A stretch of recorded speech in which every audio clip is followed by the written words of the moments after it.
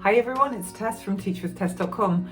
I'm here today to talk about something really important for all teachers and especially for online teachers. Now, we're going to discuss building rapport with students today. First of all though, if you find the videos I make useful and interesting, please subscribe to my channel and like the videos because it really helps me. Feel free to put a whole ton of information and feedback in the comments box because it really helps me to decide on what videos to make next. This one comes from several people asking me about this particular subject. So let's dive straight in. Why do we need to build rapport and a good learning environment with our students? Well, it's obvious, isn't it? If we don't have a good rapport, then we really can't do very much as teachers. So what I wanted to do is to talk about why and then how we can actually build rapport with our students. So let's think about why. Well, if you're in an environment when you're going to come in as a learner where you may not know anything at all about a language or any subject, to be honest, and you are suddenly put in front of somebody, you need to trust them. You need to feel confident that they have their best interests at heart. They need to feel like they want to be there and they want to learn and they want to engage with you, the teacher, and of course the content that you're teaching. So to have them on board with you is just phenomenally important. I'm sure we've all been there in a situation where you have a child who's brand new, very shy, just arrived in your class, and doesn't want to speak and doesn't want to talk. Well, in the case of Wales, we have 2 kids minimum in our classes, won't ask questions, won't speak to the other child. So what can we do to increase their confidence and their comfort in our classrooms? Because that's what we need to do and that's what we'll be talking about. So let's see, the first thing I would talk about is being interesting, okay? And to show interest in them. That's really key. So we really want to show interest in them by asking questions, by being curious, by being genuinely interested in who they are as a person, because certainly at Wales, we have them in class, if they are regular students, for 30 weeks minimum.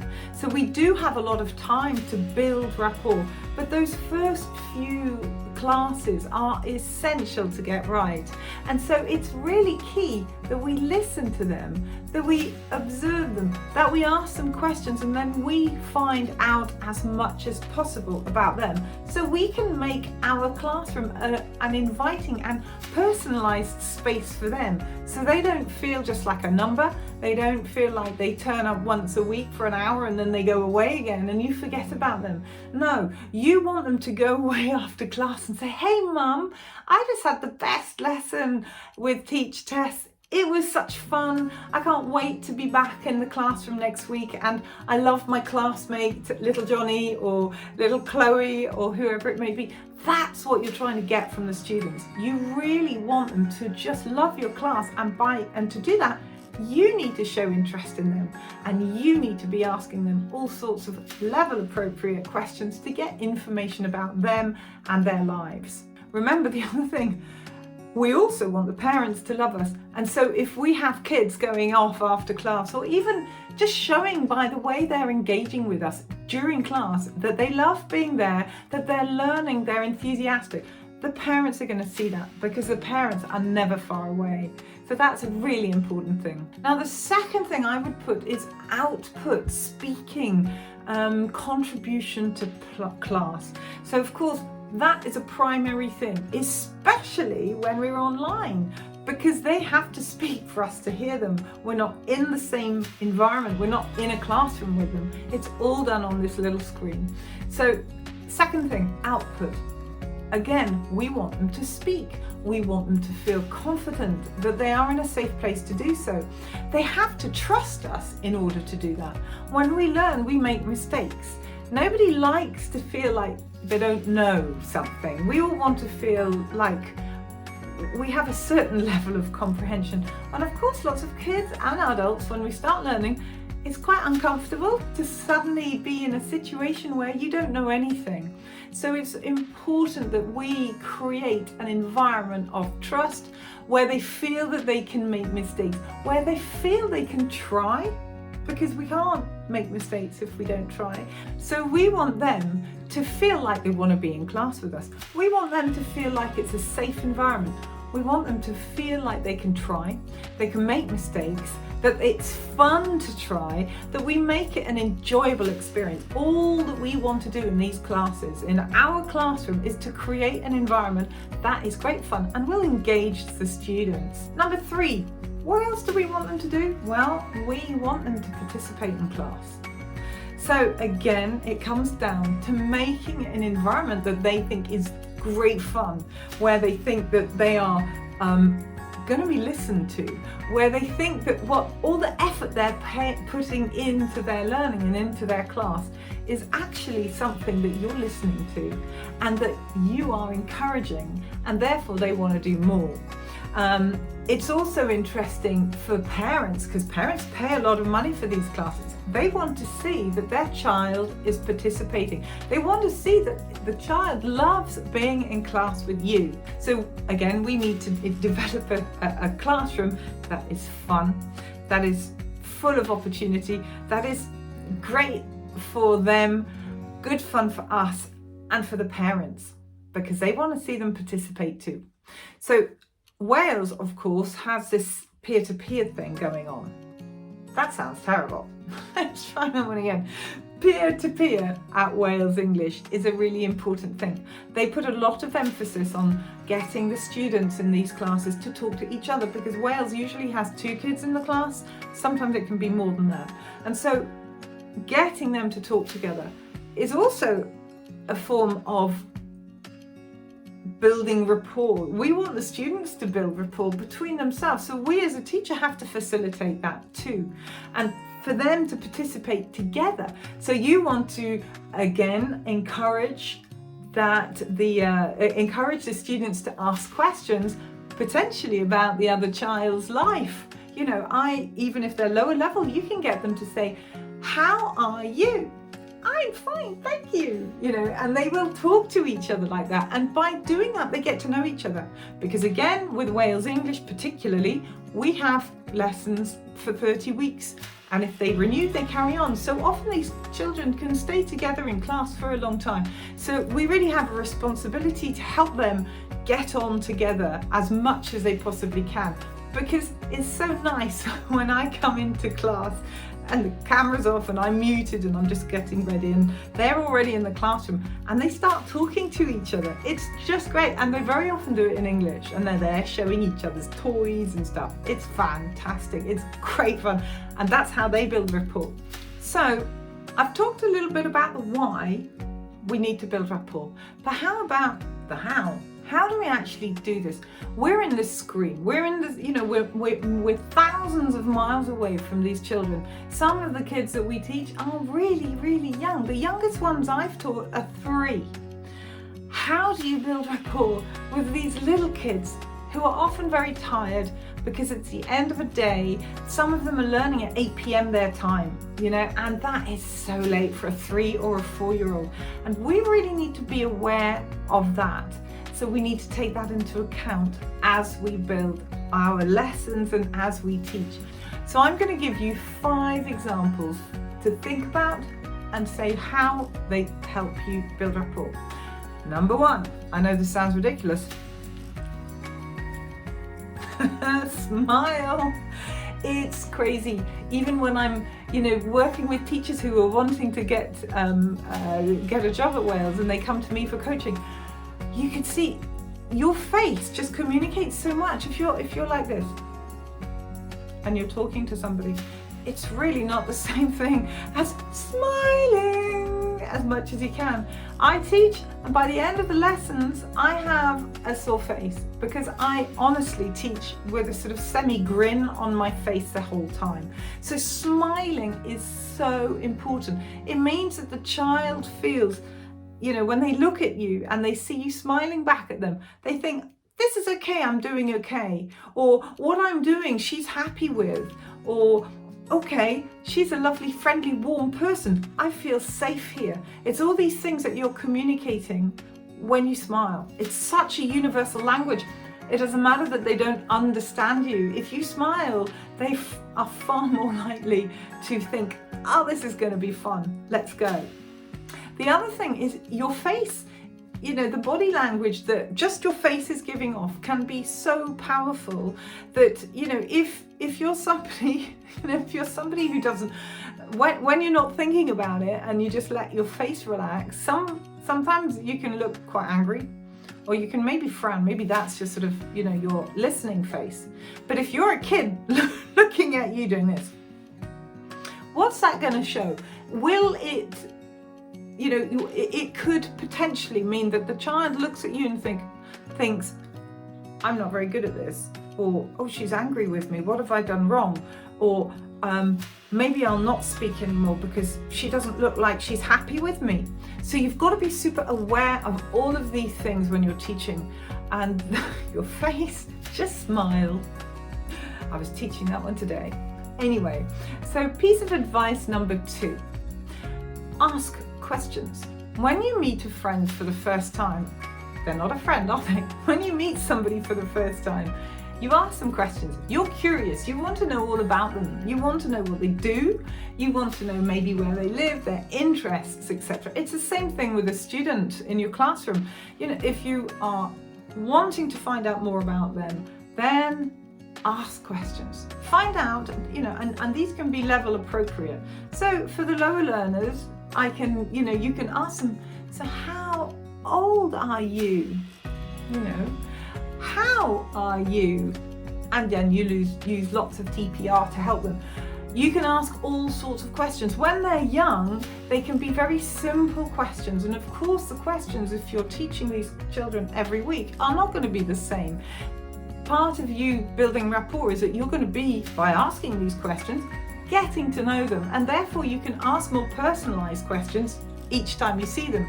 You can ask about the test that they told you about last week, or you can ask them about the maths club that they've just got into, etc. Show that you listen to them. It really, really makes a difference. The other things that you can do is to ask silly questions. You know, I can pick up my bear. Here's my bear, my little bear.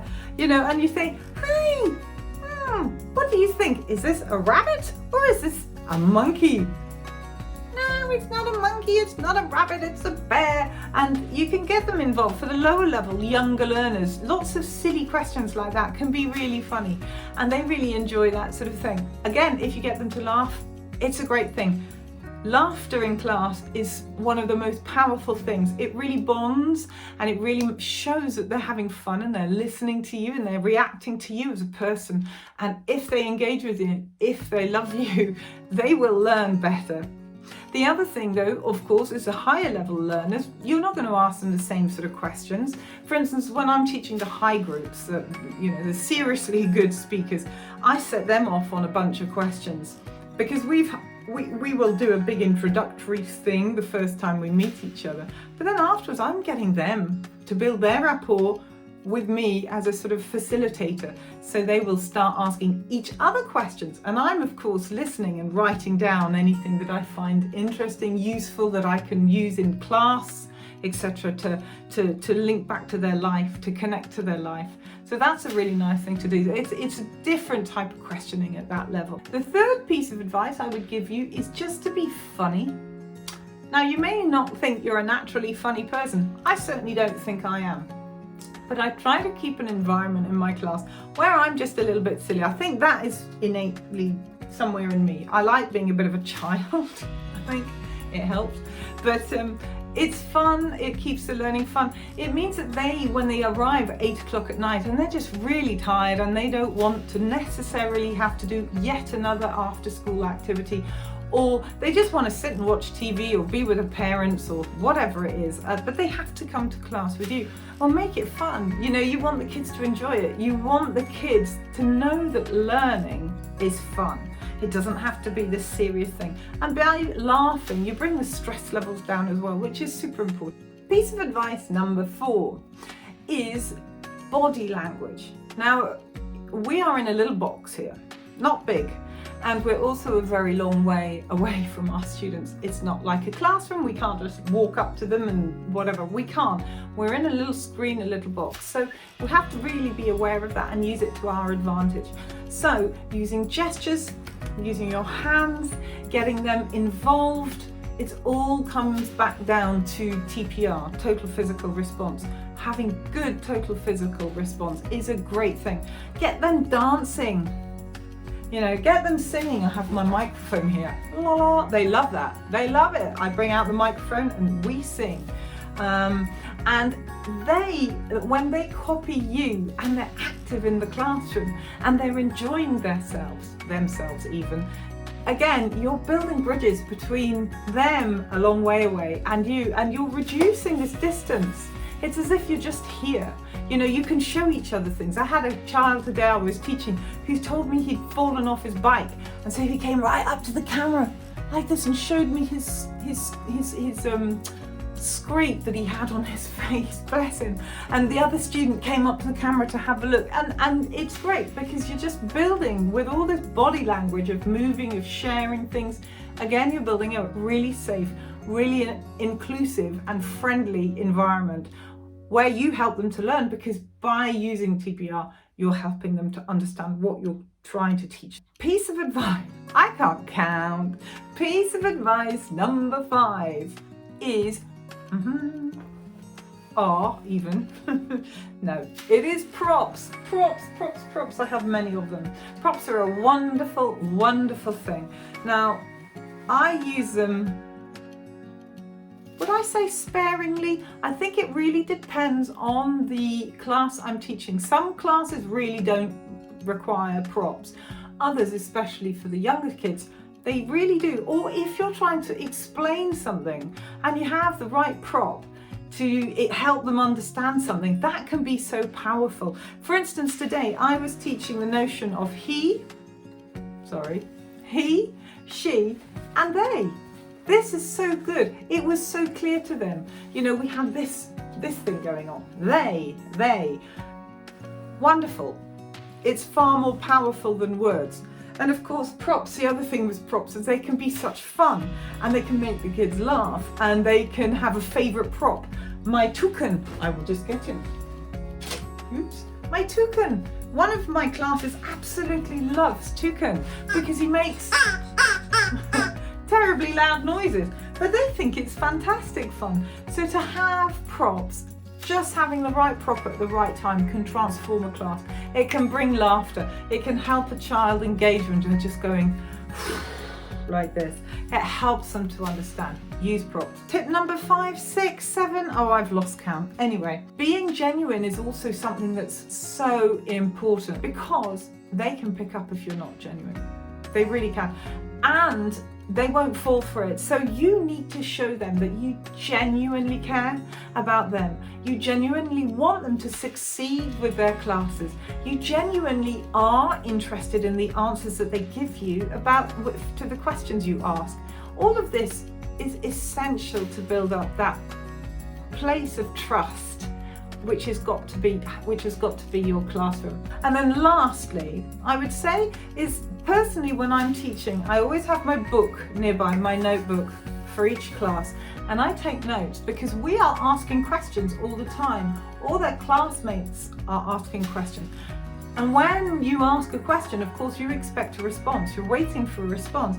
And if it's a question that will, is involving the child's life or their family or whatever it may be, they're going to give you information that may really be useful to bring back up in class at a later date. But it also helps you do feedback. We do feedback for our class, our children. Parents want to see good feedback. So when you've been taking notes, when you know what a student has been saying, you can give really personalized feedback. So it's really useful to do that. I always jot down information about my students so I can say, oh, look, it's your birthday next week. Or I come in with something, or I ask them about what they had done the week before or whatever. So those are the really key things I would say for building rapport. And if you can do all that, if you can have a classroom where your children are so excited about coming back every week to have lessons with you. They go off smiling. They are going to love your class, and hopefully you will impact them for far longer than just the time that you're with them in class. Hopefully they'll remember you as a teacher who really made a difference in their lives. So that's what I have to share today. I hope it's helpful. As I said, feel free to subscribe and like the video if it's useful. Please let me know if there's anything that you wanted me to share with you. And I upload videos every Friday. So I look forward to seeing you next time. And thanks so much for listening.